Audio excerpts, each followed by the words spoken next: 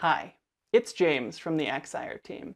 And in this tutorial, I'm going to demonstrate the power of Excire's AI Similarity Search feature. Now, Similarity Search allows you to select an initial image, and then from that image rapidly retrieve other images in your database that are similar to the reference image, either in content or in color. So let's fire up Excire Foto 2024, and I'll show you how this works. So here we are in Excire Foto 2024's main view. Getting started with a similarity search is pretty easy, and you can do it in two different ways. So one option is to just click on your reference photo, that is the photo for which you want to find other similar images, and then you go up here to the Find Similar Photos icon, go ahead, select that, and you get your Find Similar Photos dialog box.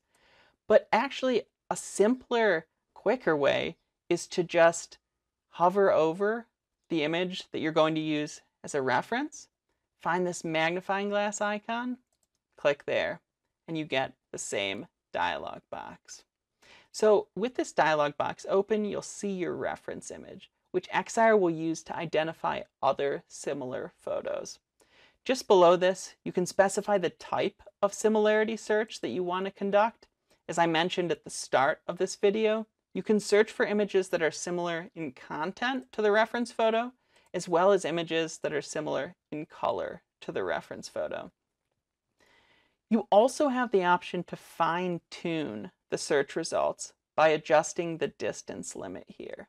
So if you want Excire to find images that are very, very similar to your reference image, then you would push the distance limit slider towards strict. But if you want to cast a broader net that includes both similar as well as somewhat similar images, you can push the limit towards loose.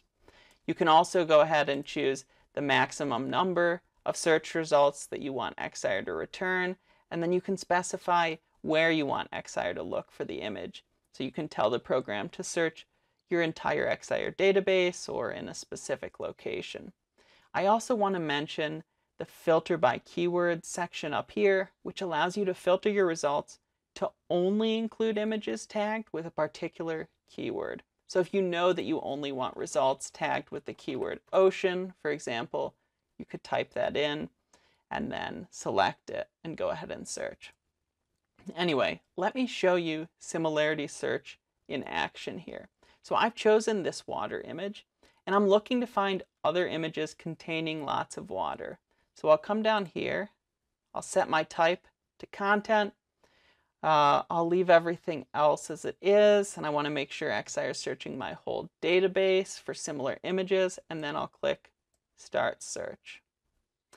Well, here are the results, and as you can see, Excire has retrieved dozens of photos containing oceans, some with underwater swimmers, which is exactly what I was looking for. And now let me find my reference photo again. It's here. I'll click on the similarity search icon, and this time I want to search for images that are similar in color to my initial photo. So I'll select the color type there, and then I'm going to loosen the distance limit here because I don't want photos that are this exact shade of blue. I want photos that are just roughly similar in color here. And then I'll leave this as it is and click Start Search. Can you notice the difference here? While I still end up with some water images, I'm also getting other blue tinted images. So this image has blue tinted roads, a blue architectural feature. This is because Excire has searched based on the image's color, not its content. Similarity search is one of my favorite Excire features, and I hope that you enjoy using it as much as I do. It's a great way to find images in your catalog that, say, fit a color or content theme for social media or an online portfolio. And it's also just a great way to find a particular image that you have in mind when you have a good reference photo. So give it a try and see what you think. Thanks so much for watching, and from all of us here at Excire, happy photographing.